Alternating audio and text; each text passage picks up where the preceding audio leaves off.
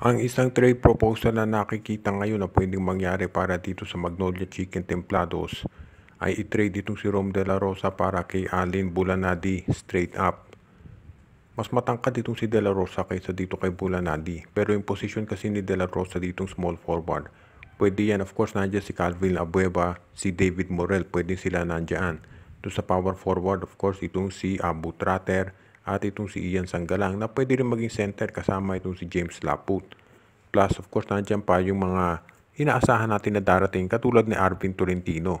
So baka yung pag-trade dito kay De La Rosa ay paghahanda dyan.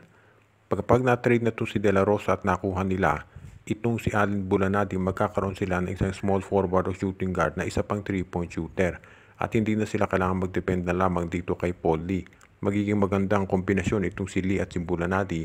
Kaya sa tingin ko magiging magandang addition ito si Bulanadi dito sa lineup ng Magnolia Chicken Templados.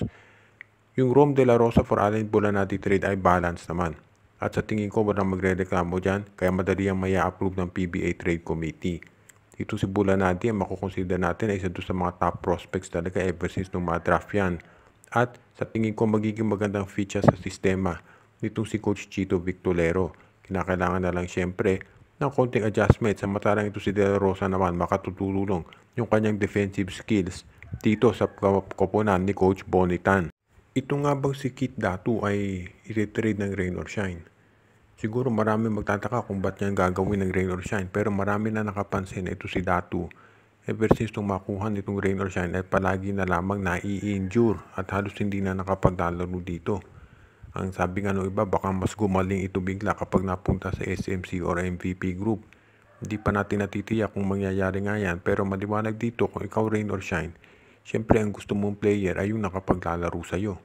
Ngayon tignan natin kung anong gagawin dito ng ROS. Dahil siyempre, kung sakali man, hindi natin sinasabing mangyayari pa to, pero kung ititrade nga nila ito si Datu, kinakailangan big man din ang maging kapalit nito. Dahil yan naman talaga ang hinahanap nitong rain or shine ni Last of Painters ngayon. Mga big men na tutulong sa kanila para sila ay makasabay dito sa SMC at MVP groups. Kung sakali magawa yan ng rain or shine, makahanap sila ng big man, pwede na nila siguro i-trade dito si Datu.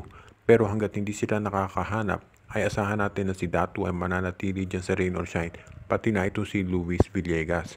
Medyo frustrating kung ikaw fan ng ROS dahil yung big man mong inaasahan natutulong sa iyo ngayong konferensya parehong hindi nakapaglalaro.